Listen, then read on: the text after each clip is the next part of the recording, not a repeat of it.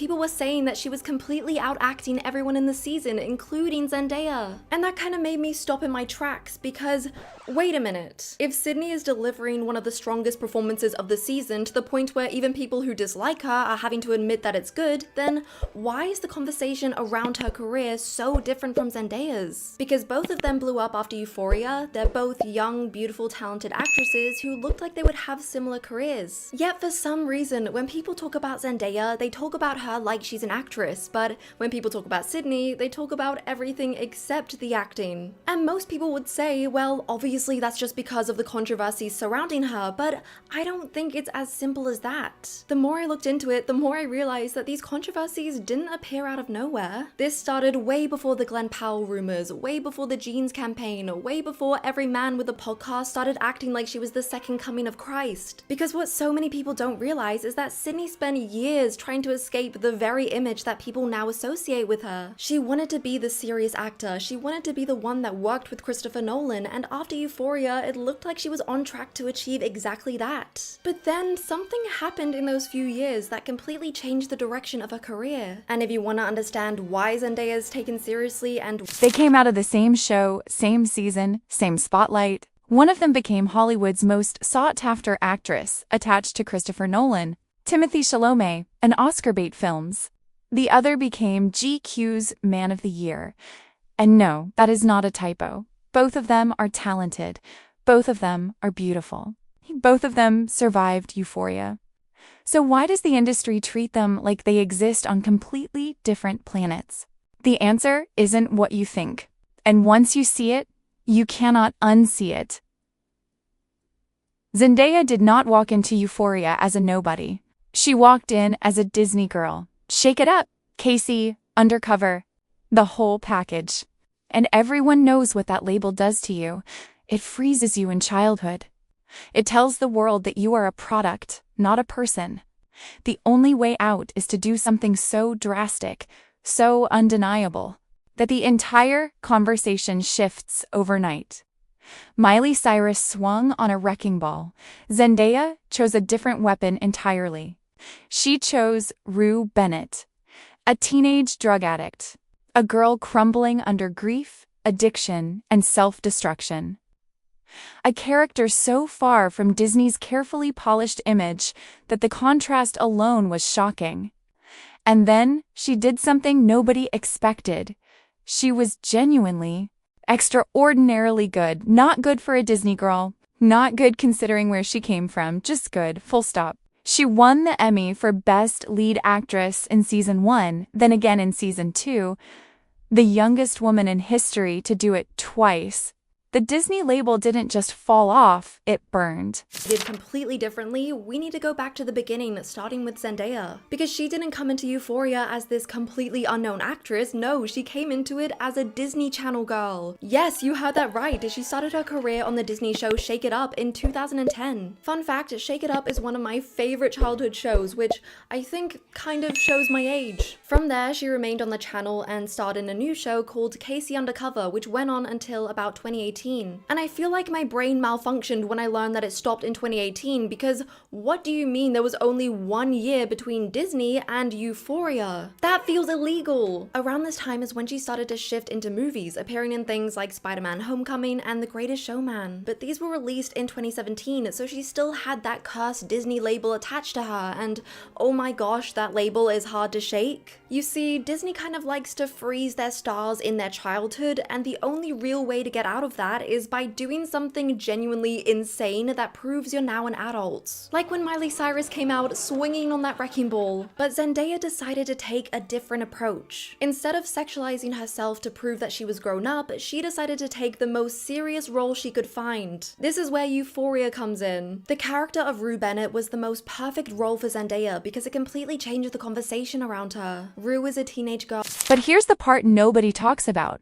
While the show around her was pushing boundaries in every direction, Zendaya never once compromised her image on screen. In a series famous for its explicitness, she was one of the only main characters who kept a no-nudity clause locked into her contract. And she could do that because she had something most of her co-stars didn't: power. Sam Levinson specifically built the role around her. She had creative input from day one. She controlled what went into that contract. That is not a coincidence. That is a strategy. I know the way I said that makes me sound like a complete perv, but just please hear me out. In a show that's literally famous for its explicitness, Zendaya is one of the only main characters who never shows anything. And that's not to say that she doesn't have intimate scenes, because she absolutely does. The camera just scoots past it. The behind the scenes rumor is that Zendaya has a no nudity clause that she puts into every single contract. And honestly, I have mixed feelings about that. On the one hand, good for her. Boundaries are very, very smart, and they've obviously helped her control how she's perceived. But it also feels a little bit iffy when you remember that Zendaya has a level of power that most of her co-stars don't. Sam Levinson specifically chose her for the role, and she had a huge part in creating her character, which means that she can essentially control what goes into her contract. That is a rare position of power for any actor to be in. Now enter Sydney Sweeney. Sydney had been working for years before Euphoria. Low-budget films, small TV roles. Critics who actually paid attention were saying she had real range, that she disappeared into characters in a way that felt genuinely rare. And then she booked Cassie Howard. Sweet, insecure, desperate for love. A character whose entire arc is wrapped around male validation and a body that the camera never lets you forget. Sydney nailed that character so completely that audiences hated her, which is exactly what great acting looks like. But nobody was talking about the acting. They were talking about everything else, and Sydney knew it. She went to Sam Levinson herself between seasons and asked him to pull back on the unnecessary scenes. And to his credit, he agreed, which told you everything, because she now had enough leverage to advocate for herself. Makes sense now? This brings me to Sydney Sweeney. Sydney had been acting for years before Euphoria, but let's be honest, most people didn't know who she was. But when she booked the role of Cassie, that was very quickly about to change. Cassie is this sweet, insecure girl who is desperate to be loved, which stems from the fact that her dad left her when she was young. Because apparently every character in this show has to have daddy issues, but that is a conversation for a different video. By season 2, Cassie's need for male validation goes nuclear. She steals her best friend's awful boyfriend and tries to convince everyone that she's somehow the victim. Sydney absolutely nails this character to the point where it literally makes you hate her. But weirdly, people rarely talk about how good her performance is, and I really think that comes down to the fact that Cassie as a character is so sexualized. So much of her story is framed around her body, and the acting kind of gets buried beneath it. But like I was saying before, coming into that role as an unknown actress, you don't really have a choice in what's shown. And you can see that by the fact that in season 2, she ended up having to ask Sam Levinson to cut back on the no clothing scenes because she felt like a lot of the time it was just completely unnecessary. And to everyone's surprise, he accepted. But that only worked because at that point, she actually had some power to advocate for herself. It was clear that she was at the point of becoming a— Then something happened in the gap between season 2 and season 3 that changed everything. Euphoria with huge attention, and they both had the chance to turn that into a serious acting career. Also, I'm just gonna come out and say it and hope I don't get crucified for it, but I honestly think acting-wise, Zendaya and Sydney are kind of on par. Don't get me wrong, Zendaya is incredible as Rue, and I think that performance alone is better than anything that Sydney has done. But outside of Euphoria, I do sometimes feel like she plays the same dry, cool version of herself in every role. She has the occasional standout performance, like in challenges, but other than that, her characters seem to kind of mesh into the same thing for me. And then you have Sydney, who I'm going to talk about her acting pre The Housemaid and Madam Web because she is absolutely shocking in those movies. But before that, when she did all these low-budget indie films, she was constantly praised for her performances. Critics would talk about how believable she is in all these different roles and how she has so much range. So in my opinion, back in 2022, I expected Sydney and Zendaya to get similar serious acting roles and the same respect. But as you can probably guess, that is not what happened. Anyone But You, a beach rom-com with Glenn Powell. Sydney needed a hit, not good reviews, not critical praise, an actual blockbuster that proved she could sell a movie. So she went back to the very image she had been trying to escape. And that's where Anyone But You comes in. After trying so hard to move away from this hot blonde stereotype, she decides to go straight back into it. A sexy beach rom-com with Glenn Powell about two people who hate each other but pretend to date. From the get-go, Sydney was desperate for this movie to do well, and it was clear that she was willing to do anything to make that happen. So, ladies and gentlemen, what is the best way to sell a rom-com? Anyone? If you said start dating rumors between the two lead actors, then you are correct. Suddenly, there were all these behind-the-scenes videos posted from set which showed the two of them all over each other. In every press junket interview, it literally looked like the two of them were about to just start making out at any moment. I mean, it honestly started to feel kind of inappropriate to watch. But it worked. Maybe a little too well. The internet became obsessed with whether or not the two of them were hooking up, and whilst this is good for publicity, there was just one little problem. They were both in relationships. Yeah, Glenn had a girlfriend of over 3 years and Sydney was engaged, so judging by that, everyone just kind of assumed that this was a big PR stunt and it was all fake. The movie ended up grossing over $220 million worldwide against a $25 million budget. That's fantastic for a rom-com in this day and age. The hot blonde, the love interest, the fantasy. And to make sure the movie worked, the marketing machine cranked into full gear. Behind-the-scenes videos, press junket chemistry so charged, it made people uncomfortable. The internet went wild. Were they actually together? There was one small problem. Glenn had a girlfriend of over 3 years. Sydney was engaged. The assumption was that it was all PR, a carefully constructed illusion to sell tickets. And it worked. The film made over $220 million worldwide, against a $25 million budget. But the cost came later. Glenn's ex-girlfriend Gigi went public. 40 years later to June 2025, where out of nowhere, Glenn's now ex-girlfriend Gigi went on a podcast to tell her own side of the story. She said that whilst Glenn was filming in Sydney with Sweeney, very annoying sentence to say out loud, she started to see all these pictures everywhere online of the two of them together and immediately had alarm bells going off in her head. She didn't really think much of it because she was flying out to see him in a few days, so she would just talk to him face to face then. But right before she got on that plane, Glenn allegedly called her and said, "Hey, the producers thought it wouldn't be the best idea if you came."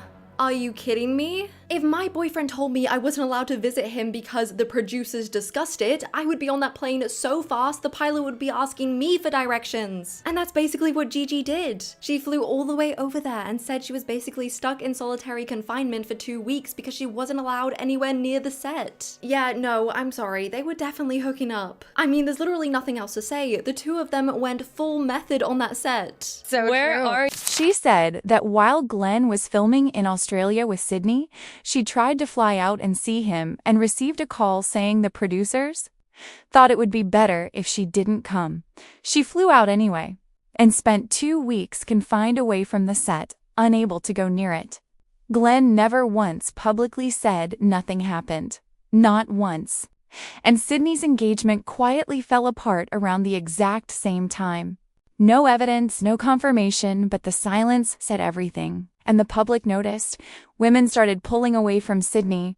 The comparison to Cassie, the girl who steals her best friend's boyfriend and calls herself the victim, was impossible to ignore.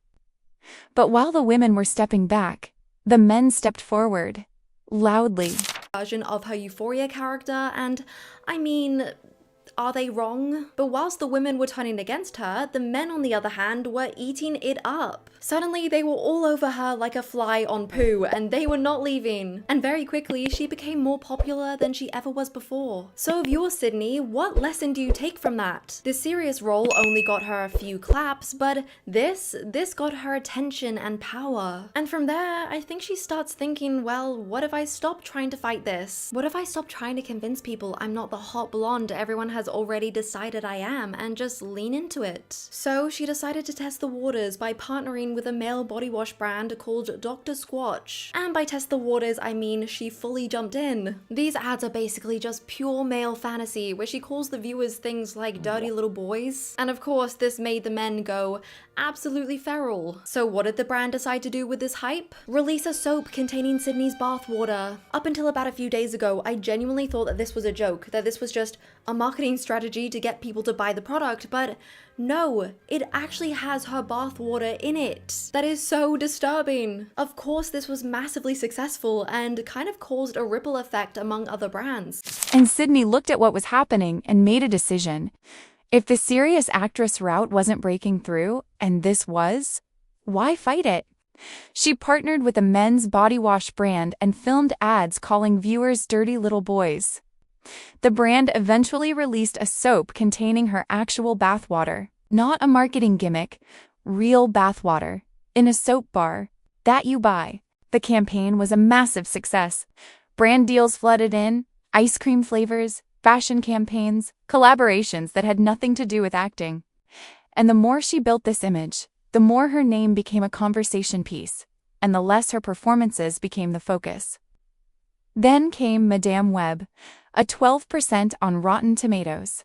Unfortunately for her, that movie was Madame Web. I'm not exaggerating when I say Madame Web was one of the worst movies that came out this past decade. It has a rating of 12% on Rotten Tomatoes, critics ripped it to shreds, and it even got made fun of at the Oscars. This night is full of enormous talent and untold potential, but so was Madame Web, so who knows? Are we off to a bumpy start?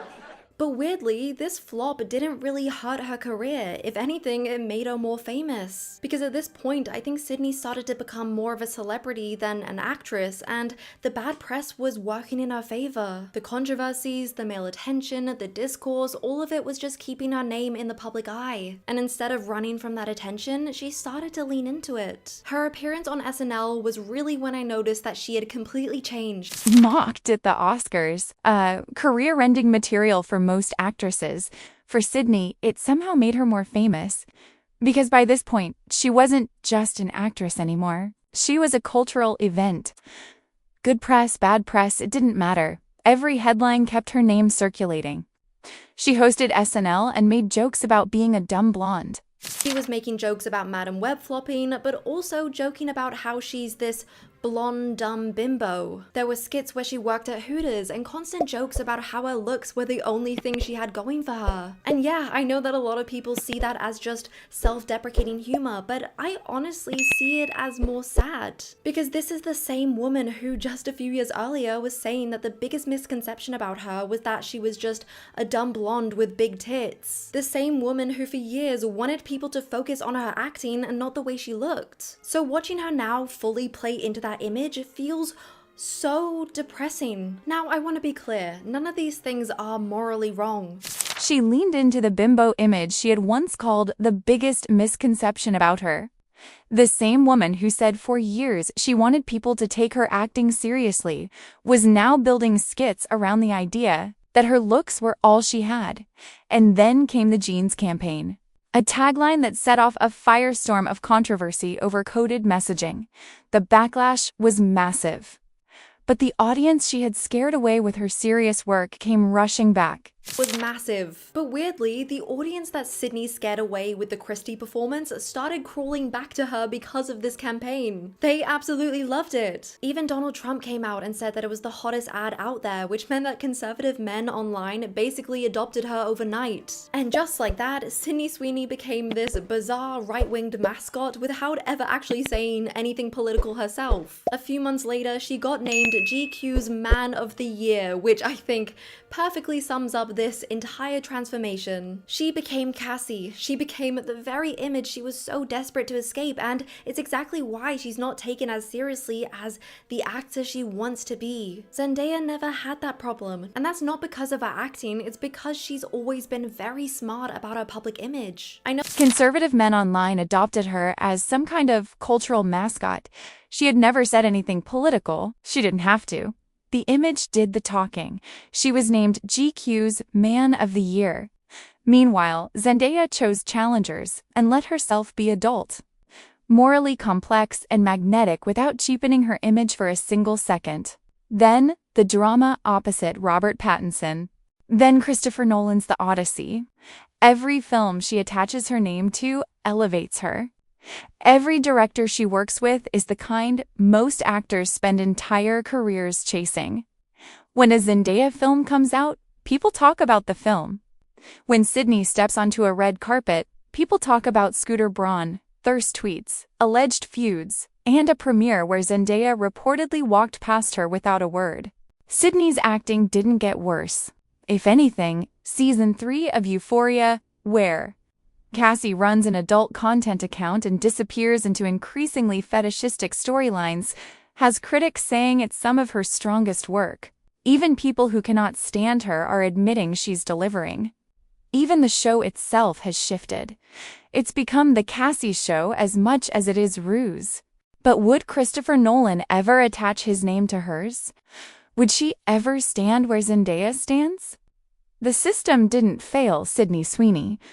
The system did exactly what it always does. So in a way, this chaotic image that she's built has actually given her more appeal, just not in the way she originally wanted. I think this will work out okay for her and lead to her starring in more blockbusters in the future, but I do think there is a limit on it. Sure, the director of The Housemaid is more than happy to work with her because her name alone brings all this attention, but would Christopher Nolan ever work with her? Would she ever star in a movie like Dune? I just don't see that happening. The bottom line is, it was never about talent, it's about how you present yourself. Zendaya presents herself as untouchable and the world treats her that way. Sydney presents herself as consumable and the world consumed her. It took what was offered. Zendaya offered them an actress. Sydney offered them a fantasy. And Hollywood will consume a fantasy down to the bone every single time. So here's the question that nobody in this industry wants to answer.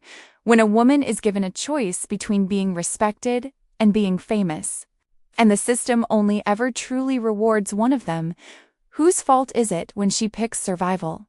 If this expose different, you know what to do. Subscribe to Celebzova, because we don't do surface level here. We go underneath, and we are just getting started.